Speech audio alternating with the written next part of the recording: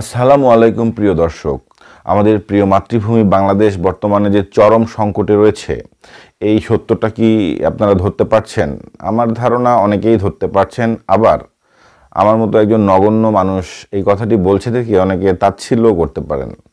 আসলে এটি তাচ্ছিল্যের কোনো বিষয় না।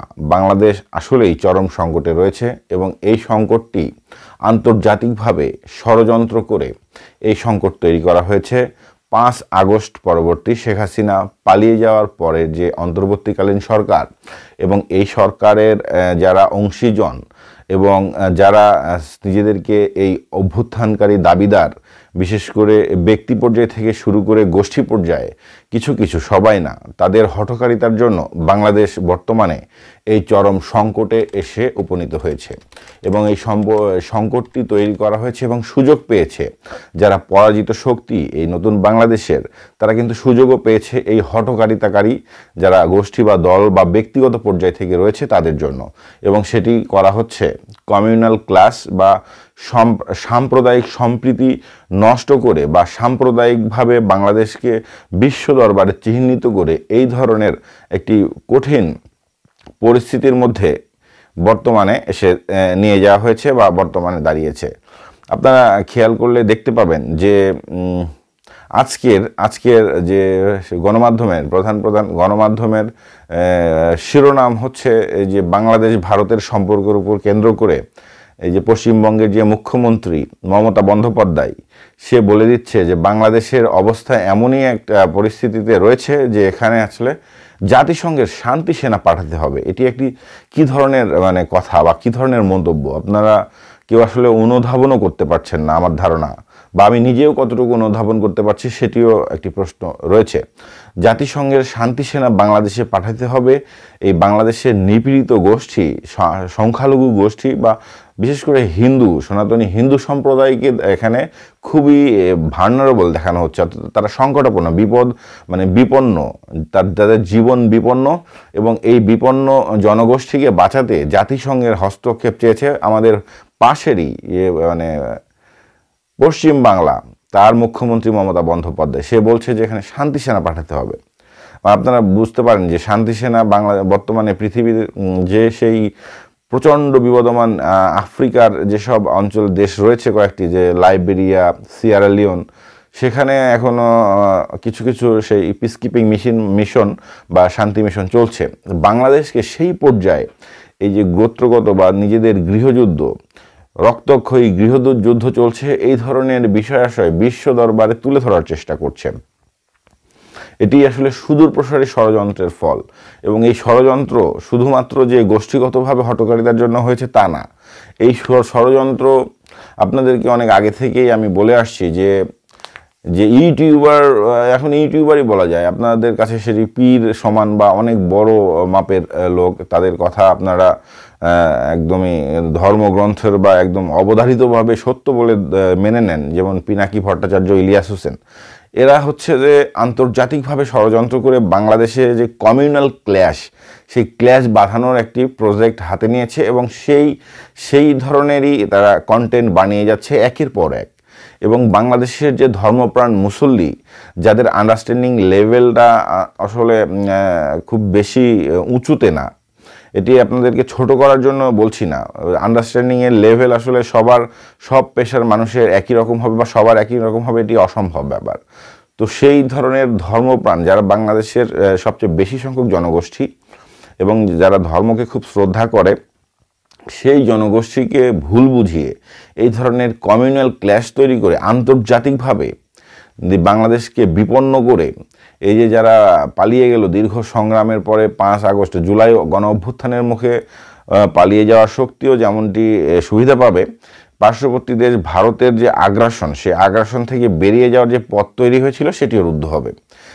এর ভিতরে এই যে পিনাকি বা ইলিয়াস হোসেন, এই কন্টেন্ট ক্রিয়েটররা, তারা কিন্তু অনেক আগে থেকেই এই ধরনের কাজ করে আসছে এবং সর্বশেষ তারা হচ্ছে যে একদমই আদা জল খেয়ে লাগা যেটি বলে সেটি করছে।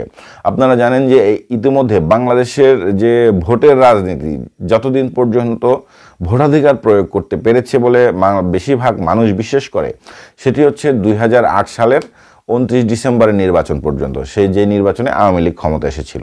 তো সেই নির্বাচন পর্যন্ত বাংলাদেশের মানুষের যে ভোটাধিকার প্রয়োগ, ভোট প্রাপ্তির ক্ষেত্রে যেসব দল এগিয়ে রয়েছে, এসব মানে প্যারালালভাবে বিএনপি এবং আওয়ামী লীগ একটি বিশাল সংখ্যক ভোট পায়। তারা বাংলাদেশের জনগোষ্ঠীর 40%, 50% বা 30%, 40-45% এই ধরনের ডিফারেন্স পায়। জামাত এখানে 5% বা 10%, 5% এই ধরনের ভোট পায়। কিন্তু এই কমিউনিটির এই যে কন্টেন্ট ক্রিয়েটররা, পিনাকি ভট্টাচার্য, আমি সরি টু সে তাদেরকে কন্টেন্ট ক্রিয়েটর বলছি, আপনাদের অনেকের মনে আঘাতও লাগতে পারে, তারা মতামত জরিপ করে বিষয়টিকে দেখাচ্ছে যে এই মুহূর্তে বাংলাদেশে ভোট হলে জামাতে ইসলাম এককভাবে সংখ্যাগরিষ্ঠতা পেয়ে সরকার গঠন করবে। কিন্তু ভোটের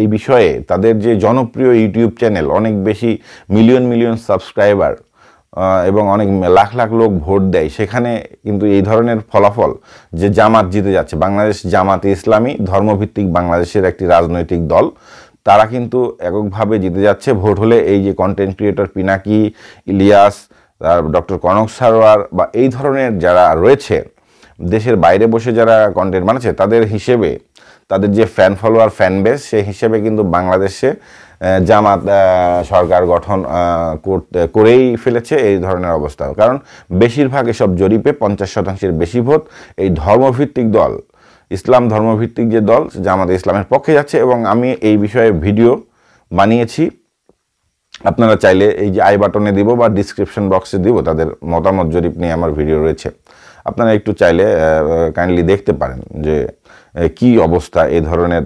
ওই যে মতামত জরিপ করেছে, ফলাফল জামাত যে জিতেই যাচ্ছে। তো জামাত জিতুক বা হারুক সেটি আসলে আমার এই ভিডিওর মূল বিষয় না। বিষয়টি হচ্ছে যে সামগ্রিকভাবে আমি যে বলছি যে ষড়যন্ত্র, সেই ষড়যন্ত্রের সামগ্রিকতা এখানে আসছে, যে তারা একটি সুদূর প্রসারী প্ল্যান নিয়েই এই ধরনের কাজগুলো করছে এবং বাংলাদেশের এই ধর্মপ্রাণ মুসল্লিকে উস্কে দিয়ে কমিউনাল ক্ল্যাশ এখানে দেখিয়ে, বিশ্ব দরবারে এটি দেখিয়ে তাদেরকে বাংলাদেশকে বিপন্ন করা বা আমাদের যে স্বাধীনতা সার্বভৌমত্ব তাকে হচ্ছে যে হুমকির মুখে ফেলার একটি চেষ্টা।